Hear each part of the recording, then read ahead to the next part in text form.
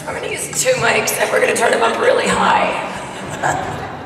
All right, so we'll start with questions. Everyone, if you do have a question, you can line up right here in the middle, and the next person just keeps going in line, and we'll keep going. And we'll just pretend I sound really sexy.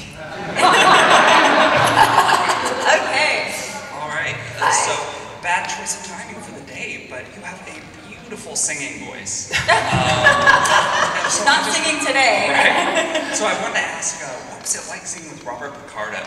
Your duets were some of my absolute all-time favorite moments from Voyager as a whole series. Oh, thank you. It was a lot of fun. I mean, I fully blame Bob for every one of those scenes because he was the one who's always in there pitching singing episodes and singing scenes. But you know, it was a lot of fun. And those things are pretty easy because you pre-record it in a studio and then you just kind of lip sync. They play it back on the set.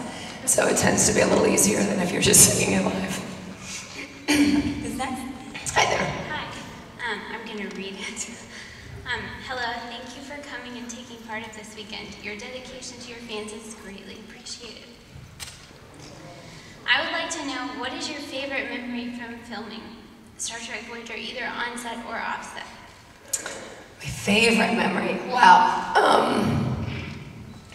There were, well, actually one thing, we weren't actually filming, but I have to tell you a cute story about my son, because when I started on Voyager, he was about 2.5, I think. And he was really into space. That was his thing that he liked. And the first time he walked on set, and they had the Starfield backdrop down, and it's just a big black piece of velvet with little pieces of mirror to reflect. And he walked on and went, "Space!" He was so excited. It was really cute. Oh, and another story about my son. Wait, don't leave. There was an episode, I don't remember which one it was, but there was some, like, I don't know if it was a dream sequence or something where I had to kiss Harry Kim, Garrett Wang, do you remember this one? And so my son happened to be on set with me the night that that was airing, and we were sitting in my trailer, and he had his head in my lap, and he was almost asleep, and we were watching the episode. And that scene comes up, and he goes, "Oh, Mommy, you kissed Garrett!" He was horrified. And you come here for a second, please. Come here for 1 second. Yeah.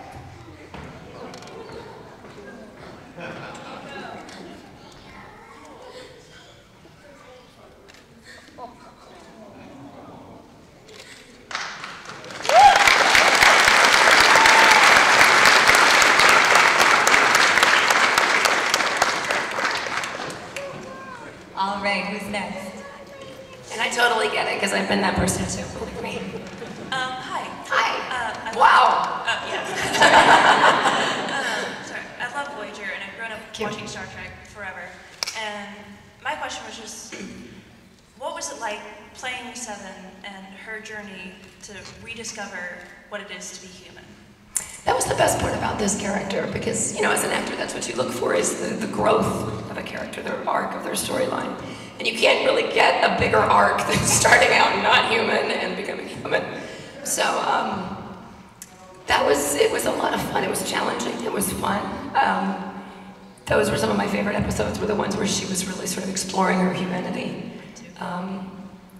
And also the conflict when she sort of fights against it and butts up against it a little bit. I really liked that, and I liked that that the writers didn't back off from that conflict. And they started to at the beginning. I mean, it took us a while to sort of find our feet in the very, very beginning, because the 7 of 9 that I auditioned as was 7 as she was, you know, well into my first season on the show.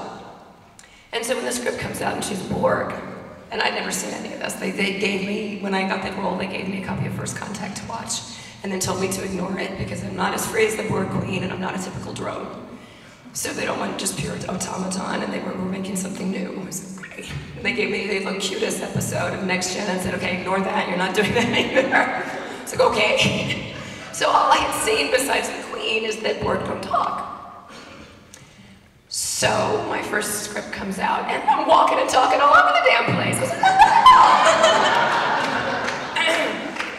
hell? So it was a little weird trying to figure out where that line was. And once, by episode like 3 or something, and she was, you know, fully in the silver suit, whatever. The first few episodes, we got a little too comfortable too quick, I think. And so, but we all sort of realized that at the same time, that we need to slow it down so that this arc can progress over, the course of seasons and make sense. Because if you get her, if she's here and all of a sudden she's like, okay, I'll be human, this is fun. It's way too easy and way too soon and not as interesting, frankly. So if you go back and watch it, you'll notice that when 7 of 9 first appears in the final look or whatever, she's much more human and much more open to learning about humanity than she is later. And we had to pull that back because it was too fast. It just was, on every level. And so I like that they weren't afraid. That's where I was going with this. I'm talking in circles. I like that they weren't afraid to show the conflict when Janeway's trying to get her to do something and she's like, wait a minute, you're doing the exact same thing the board did to me. You're taking my choice away. You're saying that they're evil for doing it, but you're doing the exact same thing. And I love that. I love that challenge and I love that gray area. Thank you. That's a really long-winded answer. Sorry. Try to keep her voice. Hi. Hello. Sorry, this is really loud. My primary question was based on the difficulty of playing such a stoic character and how that related to you as a person. And then my secondary question was how comfortable was the silver suit? That one's from my wife. The single hardest part of that job was keeping a straight face all the time. Because it's not typically my personality. And I don't know if you've met any of the male actors on our set. They're all out of their freaking minds. They're insane. And hilarious. And and they knew that I was an easy target because I laugh really easy, so I'm an easy audience anyway. But even after they stopped trying to make me laugh because it just made everybody's workday longer, they wouldn't even try. Like poor Ethan Phillips, who played Neelix, try to just be a good actor and do his lines to just get through the scene. If I had a scene with him on my close-up, I couldn't even look at him. I would just have to look past him. Because if I made eye contact, regardless of what he was doing, I would just lose it and start laughing. And then the silver suit. It's interesting that you asked that because somebody came through the autograph line earlier with the undergarment that went under that suit, the corset. It is not as sexy as it sounds, believe me. It was a process. It looked like such a simple, it looked like a unitard, what could be easier than that? But it was a feat of engineering, and Robert Blackman, who was the costume designer, was a genius, truly. And Esther, who was the seamstress and made everything that I wore, was a genius as well. But it was also, that suit had difficulties. And again, it was a learning curve, because we learned as we went with this character, in every way, so with the costume as well. It was very striking. So it certainly had, it achieved what they wanted. Their goal was to be very eye-catching, and their goal was Paramount was very upfront about the fact that this was their chance to break Star Trek into the mainstream media. That was their goal. They were very clear about it. And they did. It was a very successful move with that suit. However, in practical terms, it was not the best choice. The fabric was very, very thin and very, very fragile. And the metallic quality would bruise if you rubbed up against a console or rubbed up against somebody's uniform or hit a wall, anything, and it would smudge and it would be like a dark spot. And so they'd have to make a new one. And it was a real pain that way, and for other reasons as well. But my biggest complaint with that costume was because it was so reflective, which it was great looking, but there are lights up here. There are lights here, and we're standing at every freaking console on the ship with lights, right? They're all lit from below as well. And we hadn't quite perfected the catsuit and corset combo quite yet at that point, because when you stretch fabric, it stretches, right? And so you would cut and sew a garment with, my measurements. Really challenging obstacle. She was. The thing that drew me in the most when I saw the scenes, because there were 2 audition scenes, and I had passed on the character a couple times. I didn't want to go in because At the time, I wasn't really into science fiction, and I had never really watched Star Trek, and all I really knew about Star Trek was that it was kind of notorious for the actors in Star Trek series having a hard time breaking out and doing other acting jobs. And at that point in my career, it was not terribly appealing, so I was worried about that. But the two audition scenes were, and I will answer your question, a scene that's probably one of the most beautifully written scenes I've ever seen, before or since, and of course we never shot it. But it was a scene of Seven having her first memories of laughter. I think it was a scene with Chakotay. And in that scene I could, because my son was still so young at the time, I could draw on him as my example, and remembering when he was a baby and he kind of surprised himself when he first laughed out loud and didn't know where that was coming from. And so he was a big inspiration for me in that sense, in how everything is a discovery and everything is new. Of course, his reactions were a lot different than Seven's, but that's part of what I drew on. Thank you. Oh my God, that's the teeniest baby. Hi. How are you? Just a statement and a question. First, thank you for playing 7 of 9. You're welcome. When I was a newlywed in the 90s, I had a very difficult time getting my wife interested in Star Trek. She thought it was just the stupidest thing she'd ever seen. And then she saw this strong, independent female character on Star Trek come on that didn't mind kicking people's ass, and she really enjoyed the show. Nice. So, I love that. So the rest of the 4 years of your run, she watched Georgia with me, so it was a great start to our marriage.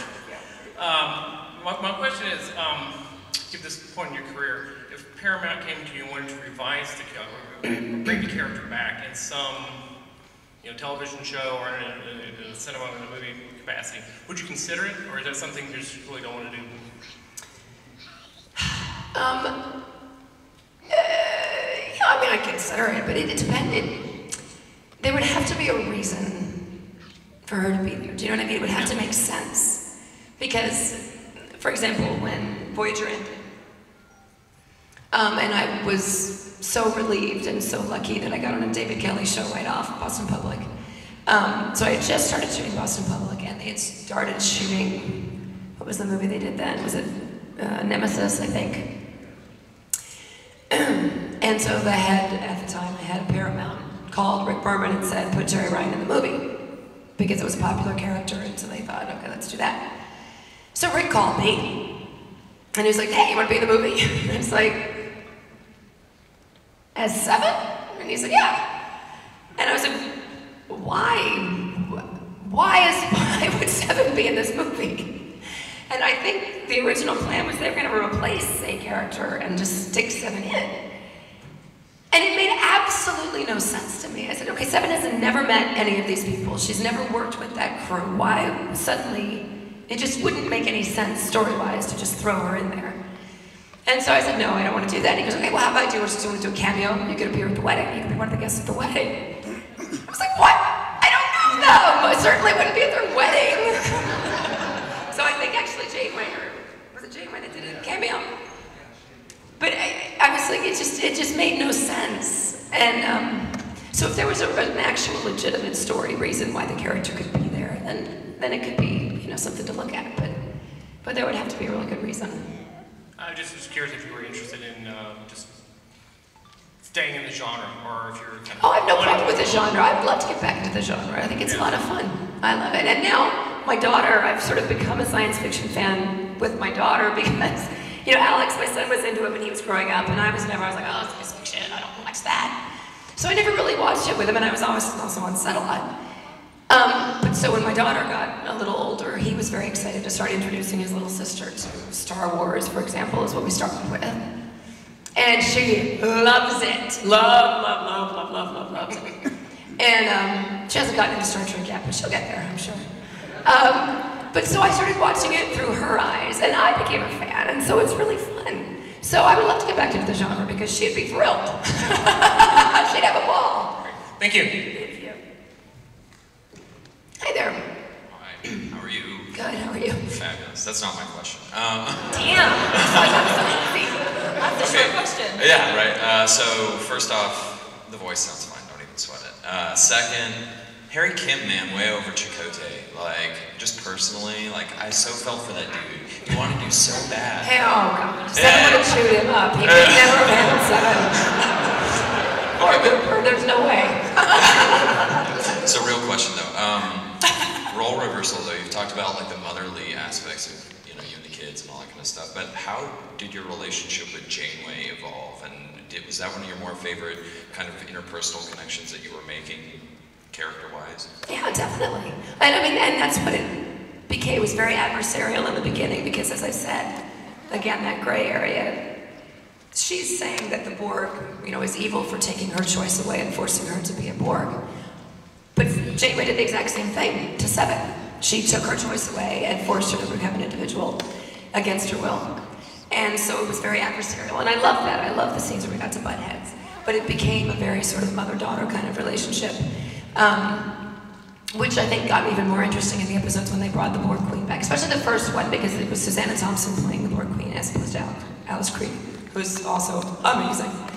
But so for the episode where the Borg Queen first comes back onto Voyager, they told her that they wanted, because the Borg Queen in First Contact was very sexy and very sexual and sensual.